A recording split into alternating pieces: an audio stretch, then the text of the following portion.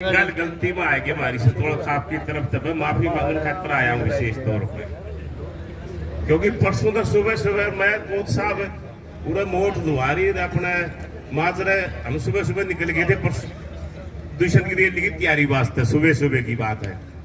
तो वापसी में जब मैंने सुरेश को कहा भाई कल का प्रोग्राम है जो मुझे तो लगता नहीं और कैंसर है, क्योंकि आज सफाई में 2 नंबर मंडी में जाया मैंने तो ऐसी व्यवस्था दिखती नहीं, और आप बता दो आपका प्रोग्राम के नारनौंद में।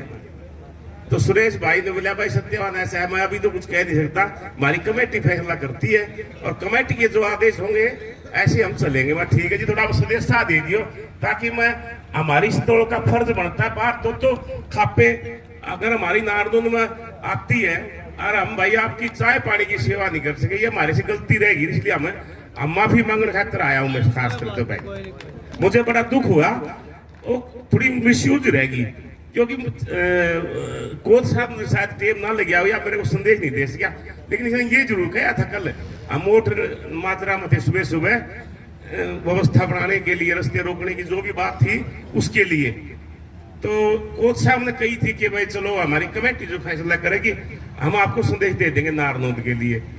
अब सुबह सुबह फिर हम भी वहाँ अपने चलो 2-4 मित्रों के साथ में आप में वहाँ शामिल हो गए, तो इसलिए आपकी ये हम थोड़ा क्षमा चाहते हैं। आपने हम महसूस कर रहे हैं आपकी यह बात दिमाग में हो ना हो, हमें बड़ा महसूस हुआ कि दो खाप हमारी नारनौंद में पहुंची मंडी में हम उनकी चाय की व्यवस्था पानी की व्यवस्था अच्छी ढंग से नहीं कर सके, ये बार बार हम क्षमा चाहते हैं।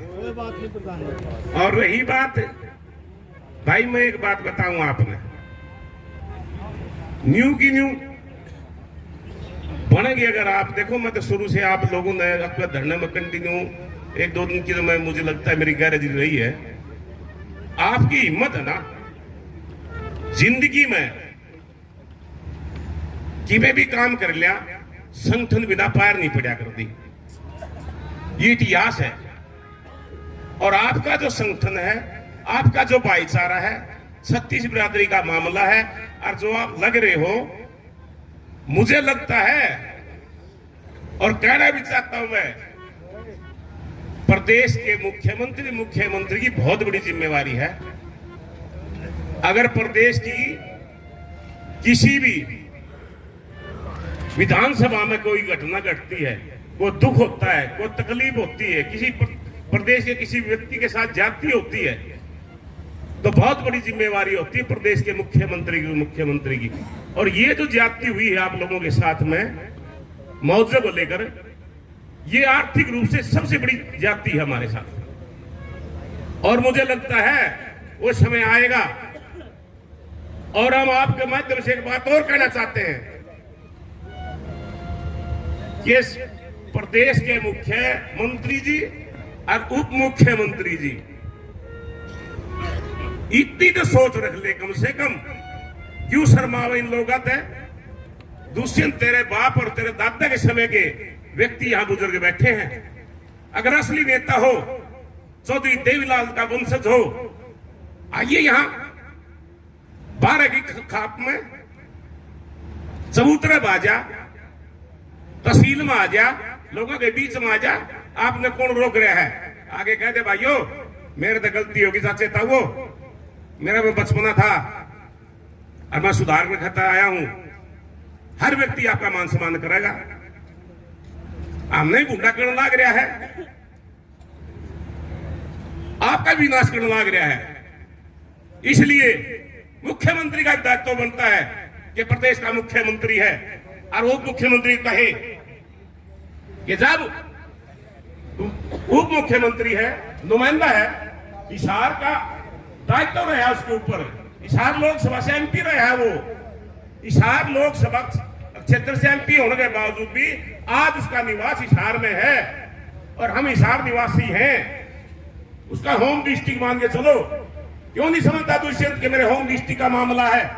अगर दूसरा प्रदेश का, दूसरे जिले का मामला कैसे सुलझाएगा? अपने प्रदेश का उप मुख्यमंत्री हुए अपने होम जिला का कोई मामला किसानों का आता उसको नहीं सुलझा सकता वो। इसलिए मैं कहना चाहता हूं कि फर्ज बनता है उप मुख्यमंत्री का, आइए इन लोगों के बीच में। आपके दादा और परदादा के समय के व्यक्ति बैठे बुजुर्ग, किसी की उम्र 60, किसी की 65, किसी की 73, और मुझे लगता है, मैं काफी हमारे बुजुर्गों को जानता हूं, कई व्यक्तियों की तो हमारी 85 साल की उम्र के यहाँ बुजुर्ग बैठे हैं। इसलिए आपको शर्म आनी चाहिए। अगर प्रदेश का सच्चा हितैषी है, किसानों का हितैषी है, मजदूरों का हितैषी है, तो या खेड़ी चौकटा या बारह खाप के समुद्र भागे, अपनी गलती मान ले, किसानों को मुआवजा दे दे। इससे ज्यादा हम कुछ कहना नहीं चाहते।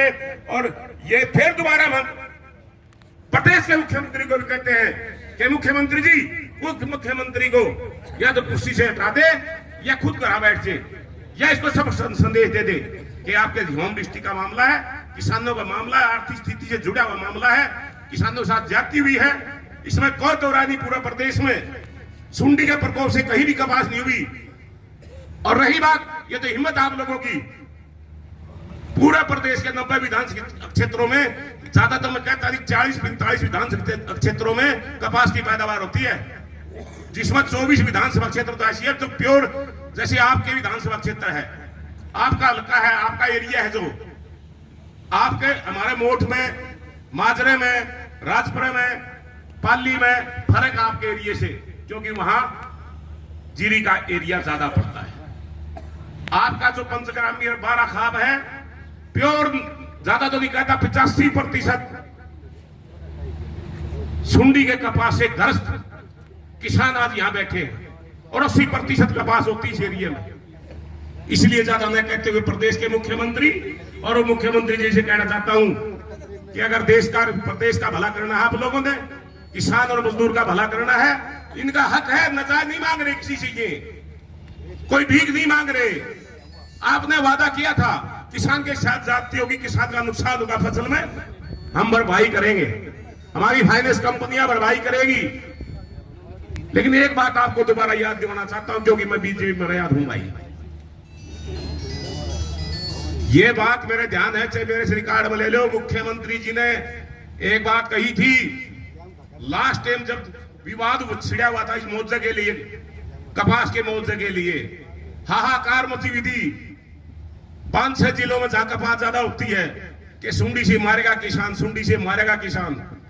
और स्थिति मारेगा जब कपास बिल्कुल तैयार हो चुकी थी, खर्चा खूब लगा दिया जमींदार ने, जब आखिर में विनाश हुआ कपास का, उसके साथ में किसान का विनाश हो गया।